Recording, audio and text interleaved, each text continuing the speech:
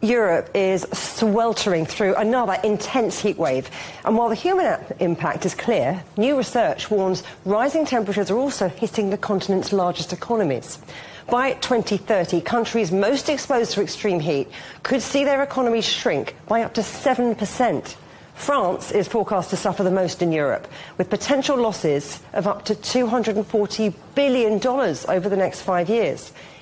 Italy is the next most exposed, with projected losses of $147 billion, followed by Germany at $131 billion and Spain at $120 billion. Swenja Surminski is Professor in Practice at the Grantham Research Institute on Climate Change and the Environment.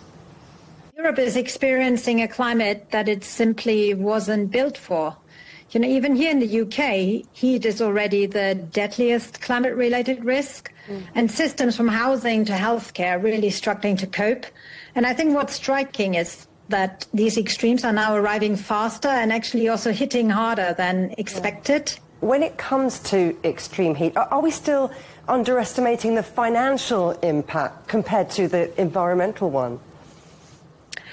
Yeah, I mean, I think what we really need to take into account that this is a systemic issue. So heat is obviously a big challenge for health, but it also works through our systems. You look at infrastructure, you look at agriculture. Even here in the UK, farmers lost, you know, their sort of output was 10% down during a heat wave in 2025. So, you know, we really need to take this more seriously as a systemic, as an economic challenge.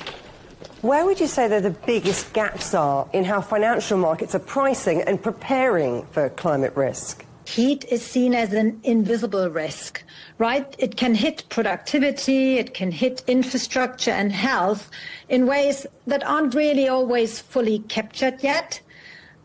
We see that, for example, with insurance. It's not really a traditional insured risk, such as flooding or fire. It's what we call is a slow onset risk. It builds over years and decades rather than really striking in a single catastrophic event. And often our way of assessing risk and identifying it and ensuring it wasn't really built for these sort of slow onset developments. Are we approaching a point where some climate risks become too expensive or too unpredictable to insure? If these risks become foreseeable, if we know it's likely to happen, then it becomes very hard to insure. And actually that it's a signal that we are not doing enough to reduce risk. So we're not investing enough in risk reduction. We're not making our built environment more resilient. We know what to do, but we really haven't started taking this serious enough. As climate leaders gather in London this week, what would meaningful progress actually look like beyond the usual statements of intent? We need to be smart in our solutions, and we need to demonstrate of how we can actually, you know, work with businesses, work with communities to help them address, you know, these challenges. So if we say this country wasn't built for the climate that it is currently experiencing, well, then we need to build a whole suite of you know, changes to our building codes, to our planning system. We need to different building materials.